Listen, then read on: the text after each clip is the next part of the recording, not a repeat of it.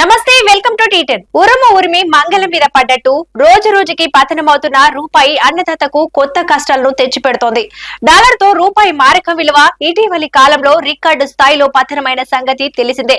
ఫలితంగా తమకు భారీ నష్టాలు వస్తున్నాయని వివిధ ఎరువుల కంపెనీలు ఇప్పటికే కేంద్ర ప్రభుత్వానికి నివేదించాయి. రూపాయి పతనం కారణంగా టన్నుకు 7,589 రూపాయలు నష్టం వచ్చినట్లు కంపెనీలు నివేదించాయని డౌన్ టు ఎర్త్ తాజాగా ఒక కథనాన్ని ప్రచురించింది.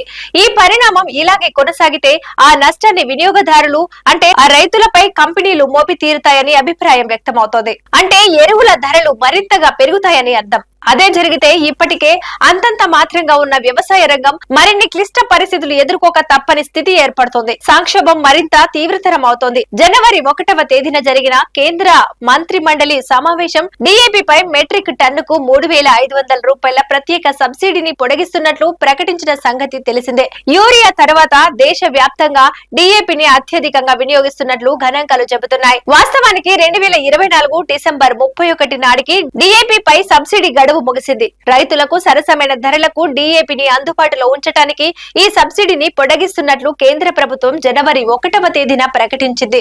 అయితే రూపాయి విలువ పతనం కారణంగా తాము నష్టపోతున్న మొత్తంతో పోలిస్తే కేంద్రం ప్రకటించిన సబ్సిడీ చాలా తక్కువగా ఉందని ఎరువుల కంపెనీలు చెబుతున్నాయి. ప్రభుత్వం ఇస్తున్న సబ్సిడీ చాలనందున తాము నష్టాల్లో కూరుకుపోతున్నామని ఆ కంపెనీలు అంటున్నాయి.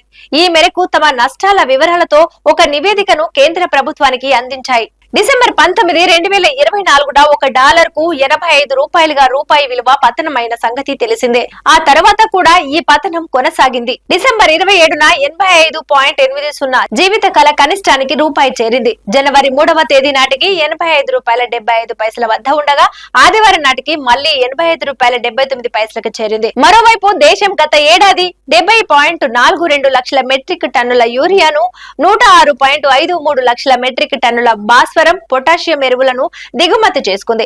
దేశంలో వినియోగిస్తున్న డీఏపీ ఎరువుల్లో 60% దిగుమతుల మీద ఆధారపడినవే కావటం గమనార్హం. రూపాయి పతనం కారణంగా టన్ను ఎరువు దిగుమతికి 1,400 రూపాయలు అదనంగా చెల్లించాల్సి వస్తుందని కంపెనీలు చెబుతున్నాయి.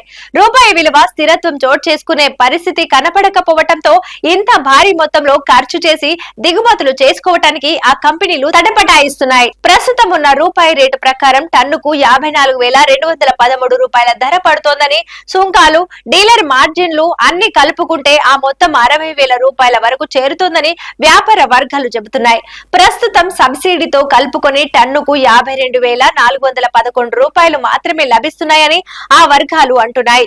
ఇంత భారీ మొత్తాన్ని ఎక్కువ కాలం భరించలేమని ఆ వర్గాలు ప్రభుత్వం దృష్టికి తీసుకువెళ్లాయి.